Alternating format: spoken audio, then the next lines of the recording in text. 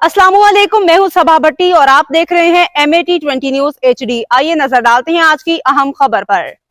अल करीम welfare foundation के सरबराह Malik Abdul Nasir Khilji advocate ने कहा है कि रमज़ानुल मुबारक भाईचारे ज़रूरतमंदों की मदद का दर्स देता है। इसी जज्बे के तहत फाउंडेशन हर साल मुस्तहिक अफराद की खिदमत में पेश रहती है। इस साल भी सैकड़ों मुस्तहिक खानदानों में आटा, चावल, दाल, चीनी, घी, खजूरें, दीगर अशिया खुरदरोश पे मुश्तमिल रमज़ान राशन तकसीम किया जा रहा है।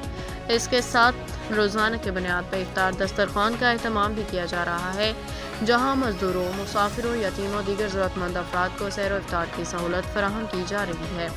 मलिक अब्दुल नासिर खिलजी एडवोकेट ने कहा कि खिदमत खल्क अजीम इबादत है और हमारा मकसद है कि कोई भी फ़र्द भूखा ना सोए। उन्होंने मुखिर हज़रात से अपील की है कि वो ज़कात, सदक़ात, अतियात के ज़रिए इस मिशन में भरपूर ताउन करें ताकि ज़्यादा से ज़्यादा ज़रूरतमंदों की मदद की जा सके। उन्होंने फाउंडेशन के रज़ाकारों और तमाम ताउन करने वाले अफराद का शुक्रिया अदा करते हुए कहा कि यह मिशन इसी जोशो खरोश के साथ जारी रहेगा।